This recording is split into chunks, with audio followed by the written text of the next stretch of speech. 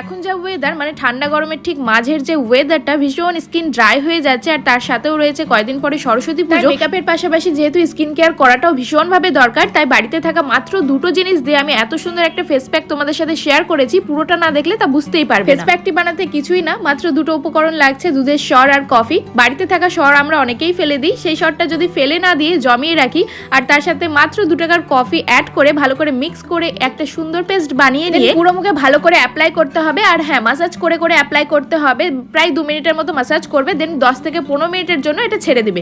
10 থেকে 15 মিনিট হয়ে গেলে নর্মাল জল দিয়ে ধুয়ে নিলেই আফটার রেজাল্টটা তোমরা নিজেরাই ফিল করতে পারবে যে তোমাদের স্কিনে কতটা পরিবর্তন এসেছে। আমি তো খুব সুন্দর একটা রেজাল্ট পেয়েছি। তোমাদের স্কিন যদি আমার মতো এই সিজনে ভীষণভাবে ড্রাই হয়ে যাচ্ছে, তো এই ফেস প্যাকটা অ্যাপ্লাই করে দেখতে পারো, নিমিশেই তোমাদের ড্রাইনেসটা উধাও হয়ে যাবে, আর তার সাথে গ্লো তো অ্যাড হবে, আর স্কিনটাও কিন্তু অনেকটাই স্মুথ হয়ে যাবে। ভিডিওগুলো ভালো লাগলে অবশ্যই একটা লাইক আর কমেন্ট করে যেও। তো আজকের মতো টাটা।